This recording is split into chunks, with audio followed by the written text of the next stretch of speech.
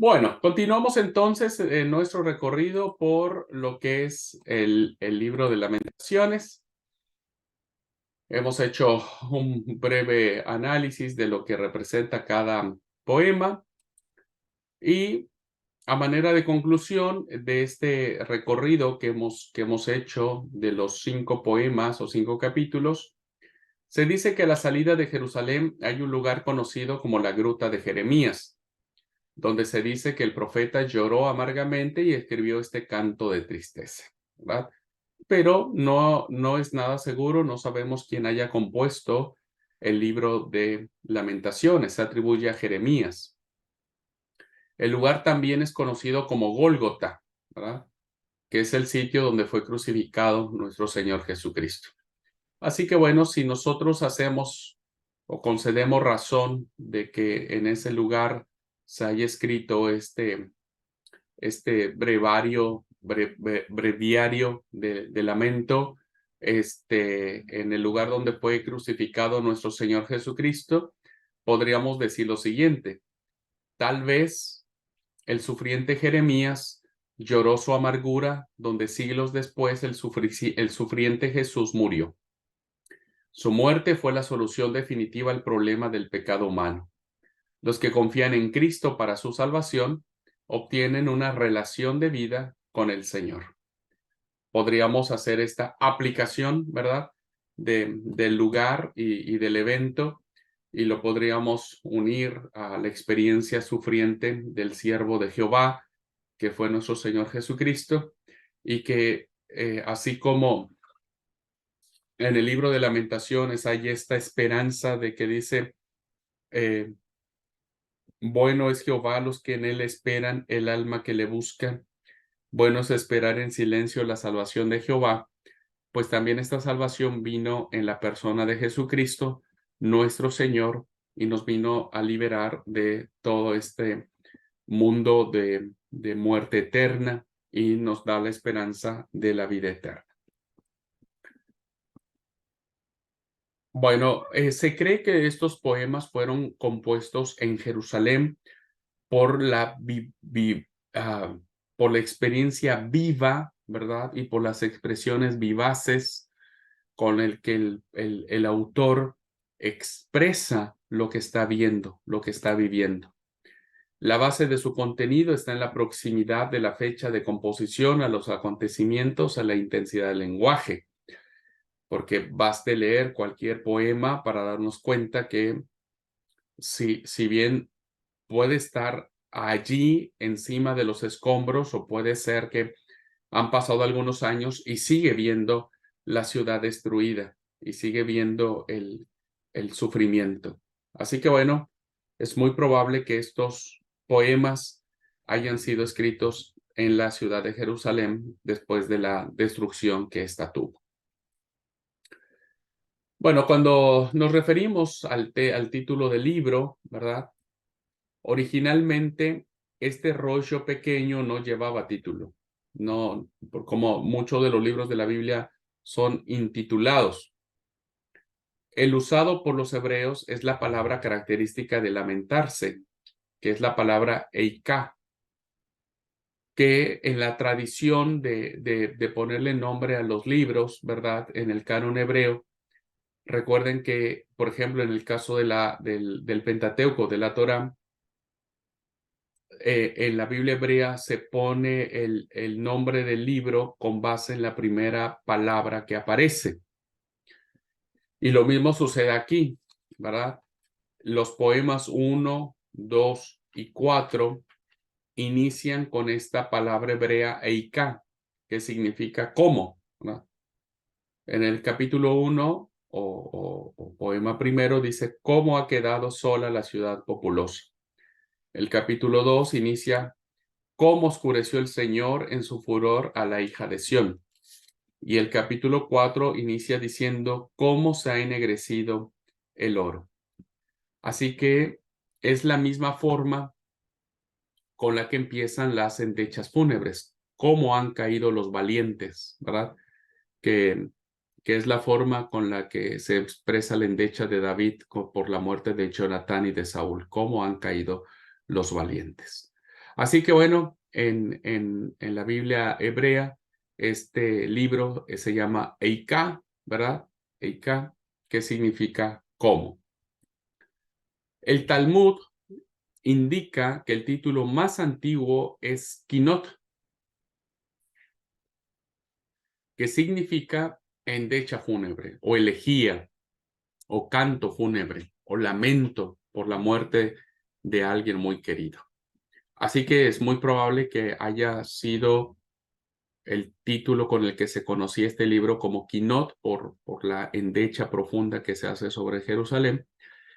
Y basada en el último título, la Septuaginta, el canon griego, usa la palabra treinoid, que significa lamentaciones, ¿verdad? ¿Qué significa lamentaciones? ¿Qué significa lamento? Y es así como aparece en nuestras Biblias como el libro de lamentaciones.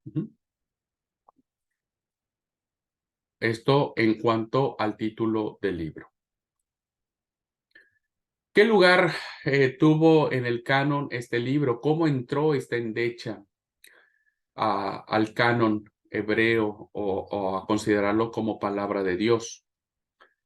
En nuestras Biblias, este libro se encuentra en la parte del canon designada como los libros proféticos, inmediatamente después de Jeremías, ¿verdad? Nosotros tenemos en nuestras Biblias los profetas mayores, ¿no? Jeremías, Isaías, Jeremías, Ezequiel, Daniel, esos 4 grandes profetas, y entre medio de ellos aparece el libro de Jeremías, el libro de Lamentaciones dentro de la sección profética, ¿verdad?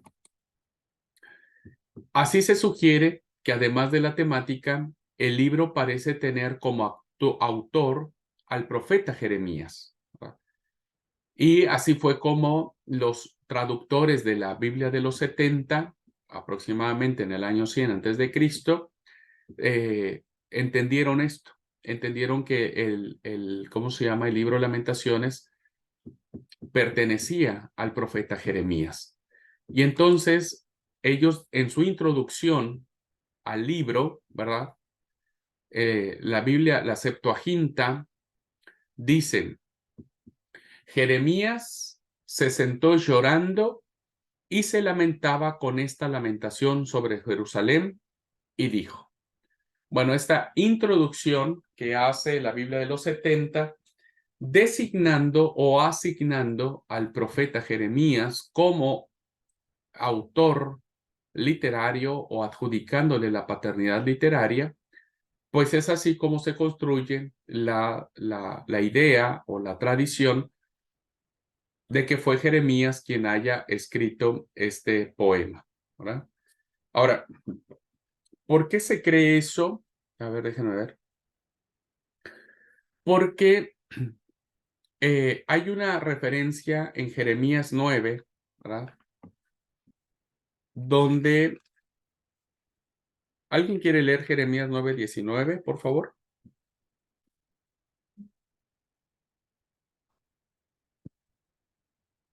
Jeremías 9:19.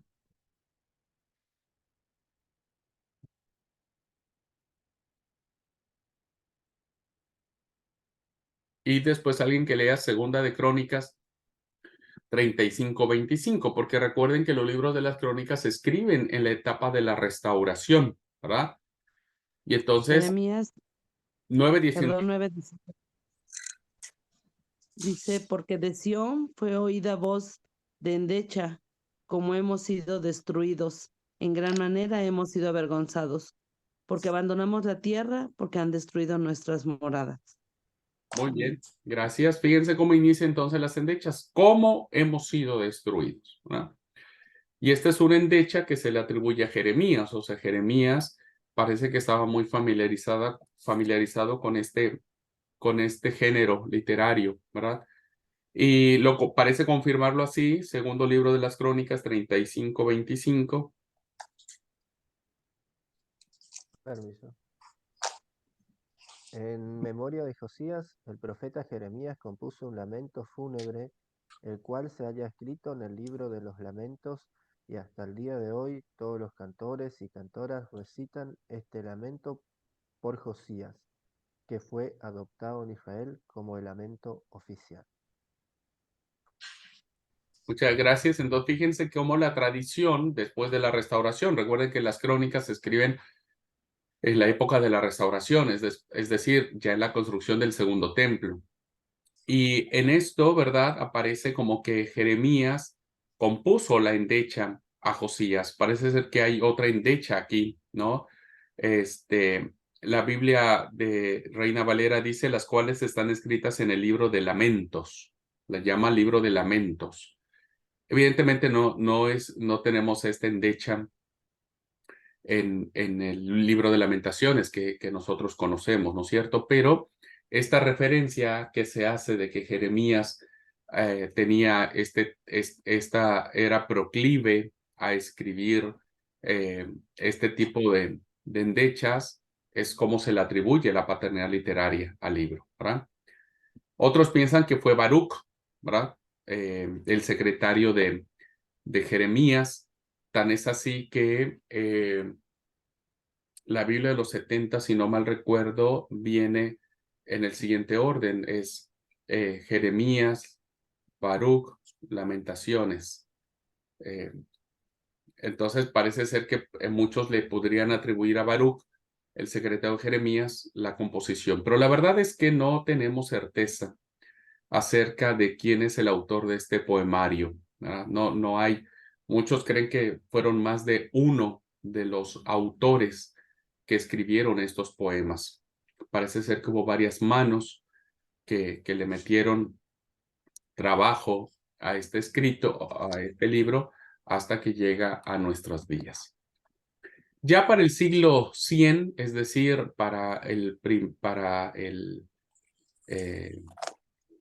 año 100, perdón, no es siglo, ya para el año 100 después de Cristo, aparece el libro de Lamentaciones en la sección de los Megilliot, que eran los pequeños 5 libros que se leían y se leen durante las festividades importantes de la tradición judía. Los Megilot, ¿verdad? Son estos 5 libros, estos pequeños 5 libros. Es, a ver si me los sé, Esther, Lamentaciones, a Cantar de los Cantares,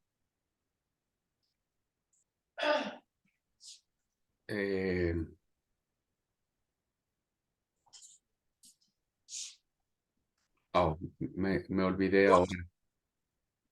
Ruth, y me falta uno.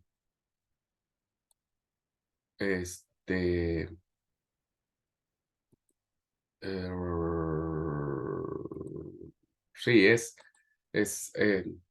Esther, Ruth, Cantar de los Cantares, Lamentaciones y Eclesiastés. Son estos 5 libros se le conocen como los Megilot. Cada libro, a cada uno de ellos se les conoce como Megillah, ¿verdad? Los Megillah. En el conjunto, ya los 5 juntos son los Megilot. Y estos libros se leían en las distintas celebraciones que se tenían en la tradición judía.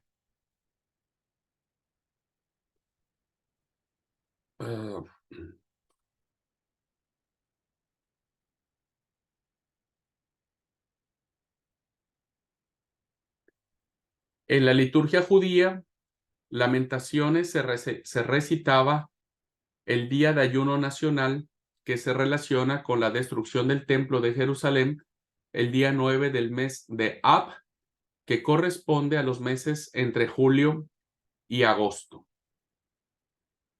que eran los días en que se leía este libro. El libro de Esther, si no mal recuerdo, se lee en la Pascua, y los otros libros no estoy recordando en qué festividades judías se leen, ¿verdad? Así que este libro de Lamentaciones está dentro de la tercera parte del canon judío, dentro de la sección de los Ketubim, de los escritos. A diferencia de nosotros, está en la sección de los profetas. Bien, ¿cuál sería la teología del libro que encontramos aquí? Lamentaciones es ejemplo de cómo la experiencia de profunda tristeza nos puede conducir a pronunciar una palabra que nos permita dar sentido a la vida, en lugar de enviarnos al vacío y al sinsentido.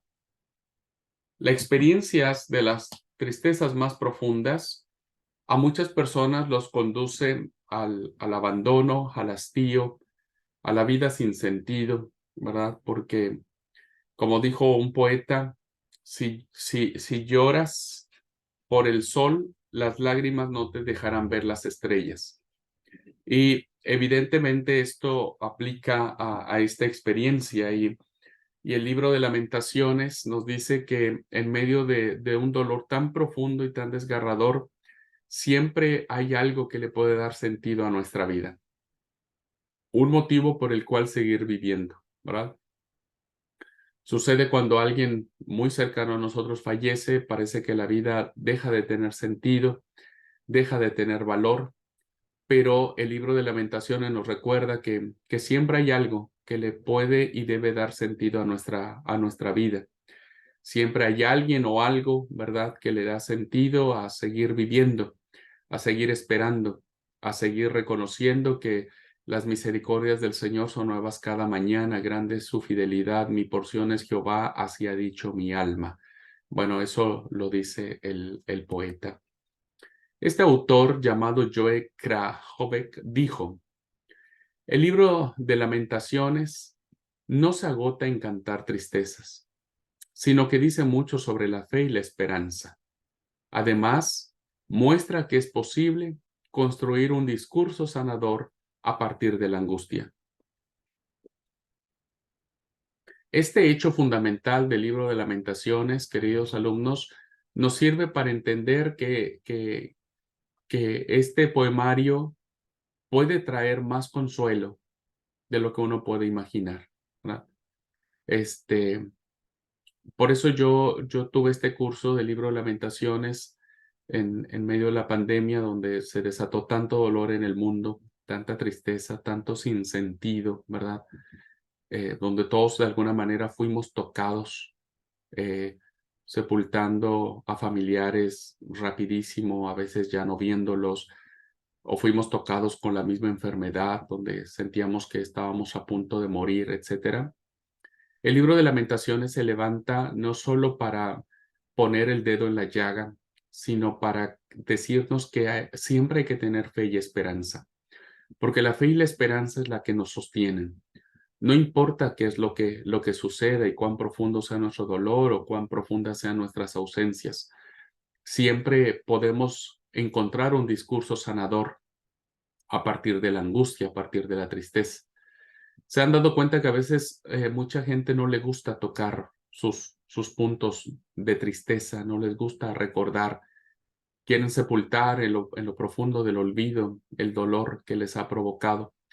Pero Lamentaciones nos dice que es allí, en el dolor, en la destrucción, en la viudez, ¿no es cierto?, donde se puede uno reconstruir, donde uno puede volver a decirle al Señor, acordate de mí, porque yo voy a esperarte, voy a esperar siempre tu respuesta, voy a esperar tu toque sanador, voy a esperar tu ternura, voy a esperar tu salvación. Así que a partir de enfrentar nuestras más profundas tristezas es como podemos iniciar una nueva oportunidad de vida en la ternura, en la comprensión de Dios, en la confianza en Dios. Lamentaciones habla de la construcción de la esperanza. No hay espacio para la vaga ilusión del Dios no quiere que suframos, ¿verdad? No hay espacio para eso. Muchas son las causas de nuestros sufrimientos, pero la vida no se queda ahí. En medio del dolor, el amor de Dios no se marchita, ¿verdad? Es una construcción de esperanza. No hay espacio para esa vaga ilusión del Dios no quiere que suframos, ¿verdad? A veces uno trata de consolarse en eso. Pero el sufrimiento no viene de Dios. Dios no es un Dios castigador, ni es un Dios injusto. Dios no quiere que suframos. Así que los sufrimientos vienen de muchos frentes, ¿no? De muchos frentes. Cada uno sufre su propia desgracia, pero debemos saber que la vida no termina allí, ¿verdad? No termina allí. No termina en la desesperanza, en el dolor, en el quebranto. En medio del dolor, el amor de Dios no se marchita, el amor de Dios no se acaba. No sabemos cómo, ¿no es cierto? En esta ocasión que acompañé a esta familia eh, muy querida para nosotros, de un consagrado que murió eh, eh, intempestivamente, ha sido una noticia que ha devastado a la iglesia, ¿no es cierto? Eh, un amigo muy querido, un siervo de Dios muy dispuesto, muy alegre, una linda familia, su esposa, sus hijos, maravillosos. Y bueno, en un abrir y cerrar de ojos su vida terminó y entiendo que ahora la vida de la familia se ha destruido, ¿no? Ha caído en pedazos, porque nadie se prepara para eso, aunque uno lo piensa, ¿viste? Pero nadie se prepara. Entonces, cuando fui allá al sepelio, eh, y fui y abracé a Miri, ¿no es cierto? ¿Cómo decirle, no es cierto? ¿Cómo consolarle? ¿Cómo decirle, bueno, resignate, Dios sabe lo que hace? La verdad que es muy difícil, ¿no es cierto? Entonces yo lo único que le dije fue, Miri, aférrate a tu fe. No sé cómo y no sé cuándo, pero Dios te va a salvar. Tu fe te salvará. Aférrate a tu fe. Fue lo único que pude decirle, ¿no es cierto? Porque entiendo que es la fe en el Señor la que no sé cómo, no sé cuándo, no sé a qué hora, no sé. Le digo, no sé, no tengo ni idea de cómo va a suceder, pero solo aférrate a tu fe. Tu fe te va a salvar, tu fe te va a mantener en pie. Así que en medio del dolor, el amor de Dios no se marchita, ¿no? Debemos siempre construir puentes de esperanza, de un Dios que no es irreal, de un Dios que no es indolente, de un Dios que jamás nos abandonará, de un Dios que llora con nosotros, que se duele con nosotros, de un Dios que nos hace mirar qué es la realidad del ser humano, la fragilidad con la que somos, las consecuencias del pecado, ¿no? Las que tenemos que pagar, pero que Él ha prometido, ¿no? Darnos fe, esperanza y amor. Lamentaciones entonces nos enseña el aprecio a la verdad, esa que se vive y narra en medio del dolor, una verdad que no debemos ni queremos disfrazar, una verdad que no debemos ni siquiera ocultar y ni siquiera alejarnos de ella, una verdad que debe enfrentarse y afrontarse en medio del dolor. Pero es una verdad restauradora, una verdad animadora. Hay espacio para la creación de un mundo mejor, sin violencia, sin rencores, uno que le da espacio a la belleza de la vida, la que se hace mucho mejor si se logra, si para lograrla nos cuesta. Debemos vivir siempre en esta esperanza de que anhelamos un mundo mejor, una esperanza mejor. ¿Cuándo será? No sabemos. ¿Cómo será? Tampoco lo sabemos. Pero siempre es lindo poder consolarnos en la mejor esperanza de la compañía de un Dios que, que en medio del dolor está presente, ¿verdad? Las misericordias de Dios no se acabaron nunca, no decayeron, son nuevas cada mañana. Y esa novedad de vida, de misericordia, de amor, uno no la entiende, ¿no es cierto? Cuando uno enfrenta situaciones que le golpean el corazón, que lo desmoralizan, que nos colocan en un momento de incertidumbre, de crisis, de desesperanza, en medio de eso, ¿verdad? Uno tiene que aferrarse a su fe. Uno tiene que clamar la benevolencia del Señor y esperar en Él. Mi porción es Jehová, ¿verdad? Mi porción es Jehová.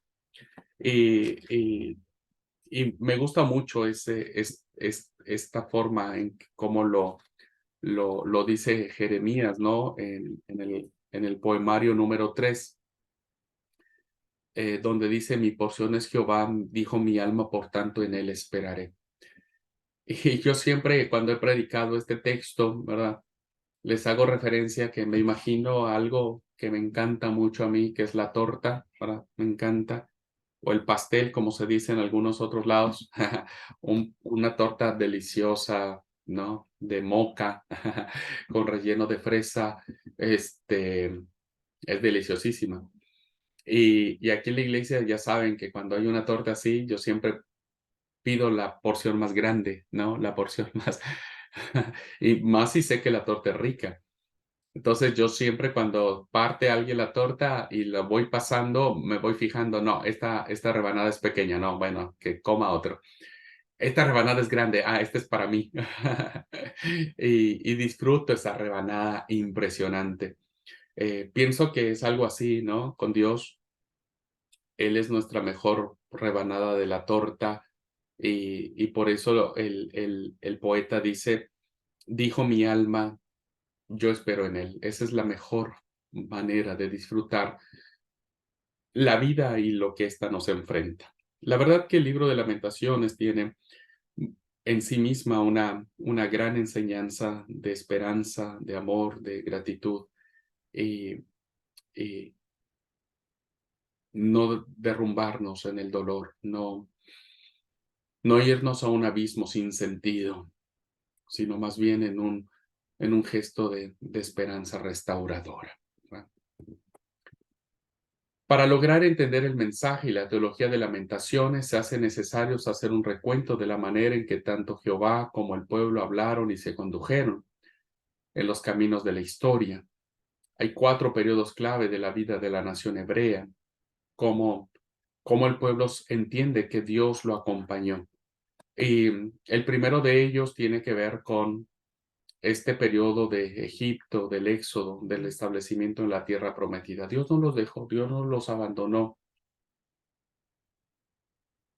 en la esclavitud. Aunque pasaron más de 400 años, Dios escuchó su lamento y los liberó con mano fuerte, con brazo extendido, y les dio la tierra prometida que había prometido a sus padres. Por lo tanto, Dios no iba a fallar ahora. El segundo fue cuando dio los reyes, ¿no es cierto? Que Dios siempre estuvo allí acompañando, guiando. Algunos reyes fueron más obedientes que otros, pero también Dios estuvo allí. En el periodo del exilio, ¿verdad? Eh, Se dice que Dios queda tanto con los que quedan en la ciudad hecha ruinas, pero también es el Dios que acompaña a los exiliados, ¿verdad? Que los acompaña al cautiverio. Y en el periodo después del exilio es un Dios que sigue restaurando, por eso se le llama la etapa de la restauración. Dios restaura el templo, el sacerdocio, la ley, el culto, los profetas. Es una restauración. Para todos ellos, la teología deuteronómica es clave, todos estos puntos, ¿verdad? Si obedecieres la voz de Jehová tu Dios y guardares todos sus mandamientos, sus estatutos, sus decretos, sus leyes y ordenanzas que yo te prescribo hoy, entonces todas estas bendiciones te llegarán y te alcanzarán. Bendito serás tú en la ciudad, bendito serás tú en el campo, bendito será tú el fruto de tu vientre, bendito será la vasija de amasar, bendito será tu cesto de frutas, bendito serás en tu entrar y en tu salir, siempre serás cabeza y nunca serás cola. Esto lo dice el Deuteronomio, ¿verdad? Y es una promesa del Dios que acompaña a su pueblo en todos los momentos de su vida. Aun cuando el pueblo se rebela, aun cuando el pueblo se postra ante dioses ajenos, aun cuando el pueblo es desobediente, Dios nunca deja de bendecir a su pueblo. Y eso es un gran aliciente para nosotros hoy. Así que bueno, termino esta clase con 2 datitos ahí como interactivos de ¿sabías qué? El libro de Lamentaciones es leído en las sinagogas judías en el mes de julio, esto ya lo había dicho, para recordar la destrucción del templo en el año 587 y la destrucción del templo, el segundo templo del año 70 después de Cristo. ¿Verdad? Se lee este libro allí. ¿Y sabías que la forma literaria del libro de Lamentaciones es muy antigua? Se han encontrado muestras de esta literatura en Ur, fechadas cerca del año 2000 antes de Cristo. Así es que, bueno, como les dije en su momento, la sabiduría de Israel es una sabiduría que dialoga con todo el mundo, es universal. Así que este género literario de la endecha no es propio de Israel, circula en el mundo antiguo, pero aplicándola al texto sagrado, pues es un libro maravilloso, ¿verdad? Es un libro maravilloso. Muy bien, pues es así entonces como terminamos el acercamiento a este maravilloso libro de Lamentaciones. ¿Alguna pregunta, hermanos? ¿Alguna duda? ¿Algún comentario que quieran hacer?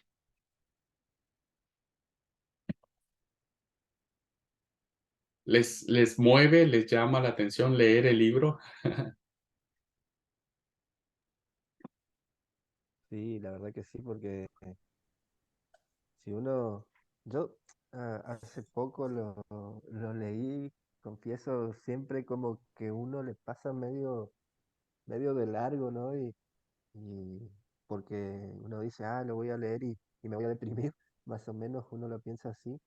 Y hace poco lo leí y lo leí por ahí masticándole un poquito más o prestándole más atención y termina siendo algo muy profundo, algo que te toca a veces muchas fibras eh, interiormente. Y la verdad que está lindo a veces leerlo, pero leerlo tranquilo y analizándolo bien, ¿no es cierto? Eh, Masticando un poquito lo que dice y la verdad que está muy bueno. Muy bien, amigo, gracias. Sí, sí, la verdad que es un libro, vuelvo a repetirles, a veces uno dice lamentaciones, yo ya no quiero lamentarme más, ya mi vida es un lamento en sí mismo. Pero ese es el tema, ¿no es cierto? Nosotros vemos el dolor desde esa parte de la desesperanza, de la vida sin sentido. La gente que vive profundos dolores o quebrantamientos o situaciones que la vida no le acompaña, no encuentran un punto de enseñanza, decir, bueno, yo no veo qué tengo que aprender de todo esto, ¿no es cierto? Porque es difícil aprender en medio de una enfermedad eh, incurable, en medio de una situación difícil para cada uno de nosotros, sepultar a alguien. Es difícil entenderlo en ese momento, ¿no es cierto? Uno se desespera y uno dice, ¿cómo quisiera no estar de esta manera, no? Pero el libro de Lamentaciones nos dice que en medio del dolor siempre hay esperanza y uno tiene que aferrarse a la fe en Jesús, porque la fe finalmente es la que nos salva. Así que es un libro de ternura, de consuelo. Es un libro que nos hace pensar que los cielos y la tierra pasarán, pero su palabra no pasará. ¿No? Y eso es re lindo. Muy bien, ¿alguien más, hermanos? Bueno, espero que haya podido darme a entender con la clase y motivarlos a que puedan escudriñar más este texto. Bueno, hermanos, Dios les bendiga. Nos vemos la próxima semana. Que tengan un feliz fin de semana. Cuídense mucho. Abrazos y bendiciones.